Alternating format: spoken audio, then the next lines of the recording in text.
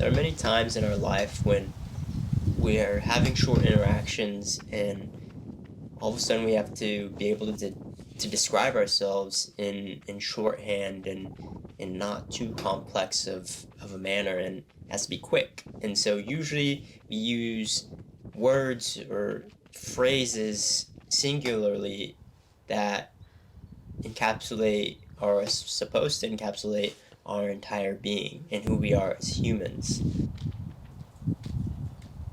Usually we use things like job titles and places we're from or simply our names. There are so many different things that make up somebody's identity. And how we describe ourselves is really important, especially to ourselves. And that's where this phrase athletic identity comes into mind for me, because as somebody who has been an athlete for many years and has been around a lot of athletes throughout my life, I've seen varying degrees and I've experienced varying degrees of an identity as an athlete. Athletic identity is just basically how much you identify as the athlete role, how much you identify with the sport you play or the sport that you compete in. This is especially important when you're growing up. We're constantly trying to find things to identify with, things to identify ourselves with. We're constantly learning new things about our environment, learning new things about ourselves, trying to figure out what we're good at, trying to figure out where we fit in, trying to figure out who we like to hang out with. All of these things really matter in shaping you as you get older. And having a high athletic identity does not necessarily mean it's a bad thing. It can actually be a good thing. You tend to probably have better experiences in sports. You tend to probably make more friends. You probably tend to have more satisfaction out of the goals that you would achieve. However, you are a lot more vulnerable to disturbances in this identity. That is the case when you are forced to come to terms with not being able to do your sport anymore. And this is probably most prevalent on the amateur level and just for day-to-day people. At some point, you might not be able to do the thing at the same level that you once did all the time. And we call this either voluntary or involuntary retirement.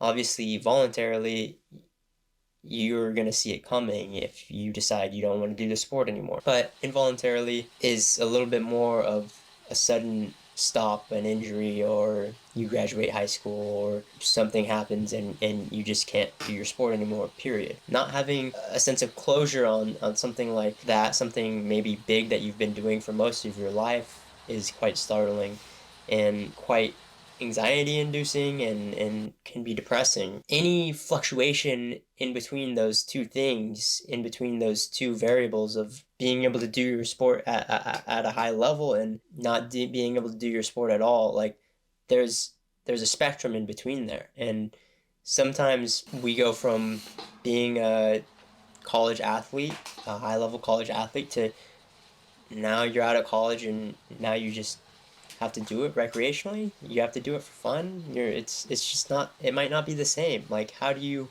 adjust to that? Which is it's a tough question to answer.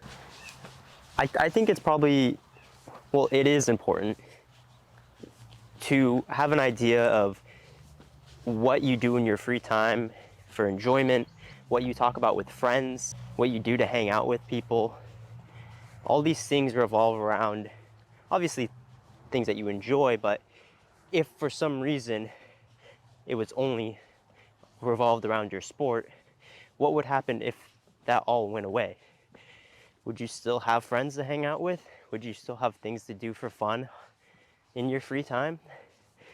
And while you might not be able to plan for an injury or something abrupt that happens and stops you from competing, you can plan for a graduation from high school or graduation from college where you kind of know, like, hey, it's going to be done from here. And you can adjust your expectations accordingly. Now, I'm not here to say, like, just because you can lose it all and you at some point won't be able to ever compete again in your sport doesn't mean that you should not obsess about a sport or love to play it or love to be in the game and have it be your life. That's all I'm saying. If you find enjoyment out of something, you should always continue to try to do it. But what I am saying is that sometimes we get mixed up in thinking that one thing brings all the value to us as humans. And this can go beyond sports, of course, because obviously sports is a lot more than just sports. One thing will never identify us. One thing will never bring us value. It's important to probably keep in mind there is value in just being born and in just being alive, and that sports doesn't define us, and it doesn't have to be what makes us a good person or what makes us a bad person.